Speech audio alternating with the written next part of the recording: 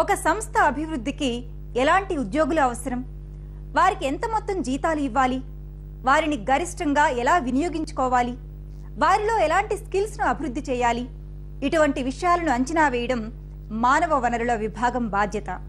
మరి మానవ వనరుల విభాగంలో పనిచేసే అభ్యర్థులను ఎలా ఎంపిక చేస్తారు, వారికి ఎలాంటి స్కిల్స్ అవసరం, ఈరోజు తెలుసుకుందాం.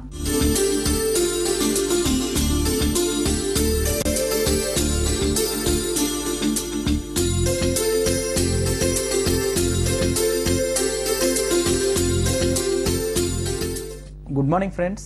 మన జాబ్ సినారియోలో ఎలా ఎంటర్ అవ్వాలి, ఎంటర్ అయ్యేటప్పుడు మనం పాటించాల్సినటువంటి పద్ధతులు ఏంటి అనే విషయాల్లో ఈరోజు మనం హెచ్ఆర్ జాబ్స్కి వెళ్లే ముందు మనం తెలుసుకోవాల్సినటువంటి విషయాల గురించి మార్గా సర్వీసెస్ ప్రైవేట్ లిమిటెడ్ కంపెనీ నుంచి సీనియర్ ఎగ్జిక్యూటివ్ శ్రీదేవి గారిని కలుసుకొని మరిన్ని విషయాలు తెలుసుకుందాం. Good morning madam. Good morning sir.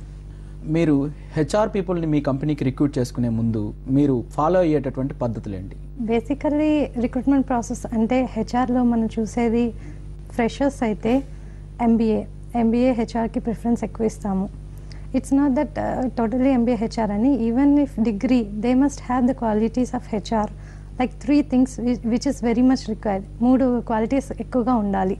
A qualities? Basic knowledge of HR, what they have studied, HR అనేది రూల్స్ అండ్ రెగ్యులేషన్స్ ఏంటి, leadership qualities, how they are able to manage the people and all. These are the 3 qualities we go for HR. వచ్చిన పర్సన్లో మీకు leadership qualities కానివ్వండి లేకపోతే HR qualities ఉన్నాయి లేదు అనేటటువంటి విషయాన్ని మీరు ఎలా ఫైండ్ అవుట్ చేస్తారు? మేనేజింగ్ పీపుల్ అనుకోండి, లీడర్షిప్ క్వాలిటీస్ అనుకోండి, వాళ్ళకి కొన్ని కేస్ స్టడీస్ ఇస్తాము. how they are able to manage and convince the case study and their decision making skills. Based on that we select the candidate. HR పీపుల్కి ఎటువంటి case studies ఇస్తారు అంటే ఒక టాపిక్ చెప్పండి. రిక్రూట్మెంట్స్ రెగ్యులర్గా జరుగుతూ ఉంటాయి. We'll hire the people. Suppose ఒక పర్సన్ ఆల్రెడీ వర్కింగ్ కంపెనీలో he's earning 25,000 salary being in a senior executive position. Suppose ఇంకొక లేటెస్ట్గా జూనియర్ని తీసుకున్నాము, but his pay scale is higher than the senior position. అప్పుడు ఎలా మేనేజ్ చేయగలరు? If surely the senior person will come to the HR and ask, నాకు salary తక్కువ వస్తుంది, వాళ్ళకి ఇప్పుడు జాయిన్ అయ్యారు, వాళ్ళ ఎక్స్పీరియన్స్ కూడా లేదు అంటే హెచ్ఆర్ ఎలా కన్విన్స్ చేయగలుగుతాడు ఆ పర్సన్ని? ఇప్పుడు సర్టన్ బ్యాండ్విడ్త్ ఉంటుంది శాలరీలో, ఈ లెవెల్ వాళ్ళకి ఇంత శాలరీ, మేనేజ్మెంట్ లెవెల్ వాళ్ళకి ఒక శాలరీ అని ఉంటుంది. అప్పుడు ఆ పర్సన్ అనేది కన్విన్స్ చేయగలగాలి, because the decision is management decision. Leadership qualities find out చేయడానికి వాళ్ళని టెస్ట్ చేసేటటువంటి ప్రాసెస్ ఏంటి? Body language, appearance, listening skills, convincing skills, the confidence level. HR అంటే ఏంటి డెఫినేషన్ తెలుసుకోవడం కాదు, వాట్ ఇన్ డెప్త్ నాలెడ్జ్ అనమాట. ఆ ఫంక్షన్స్ ఎలా యూటిలైజ్ చేస్తారు, పర్ఫార్మెన్స్ అప్రైజల్ అంటే ఏంటి, జాబ్ సాటిస్ఫాక్షన్ అంటే ఏంటి.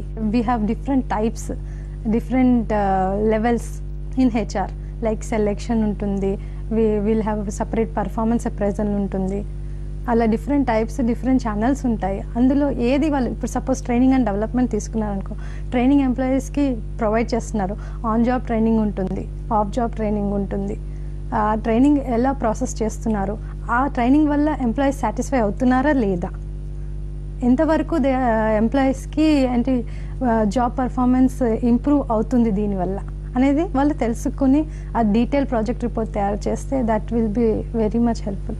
హెచ్ఆర్ జాబ్కి మనం వెళ్లే ముందు మనం చూసుకోవాల్సినటువంటిది ఏంటంటే మనలో ఉన్నటువంటి క్వాలిటీస్లో లీడర్షిప్ క్వాలిటీస్ ఏమాత్రం ఉన్నాయి, ఏ విధంగా ప్రజెంట్ చేయాలి, at present of the moment మన సిచ్యువేషన్ ఏ విధంగా హ్యాండిల్ చేస్తున్నాము అనేటటువంటి దాన్ని మన క్రియేటివిటీలో మన ఓన్ పద్ధతిలో వాళ్ళకి ఎక్స్ప్లెయిన్ చేయగలిగితే మనకు సక్సెస్ అనేది చాలా సులువు అవుతుందని మేడం గారు చెప్పారు. Thank you.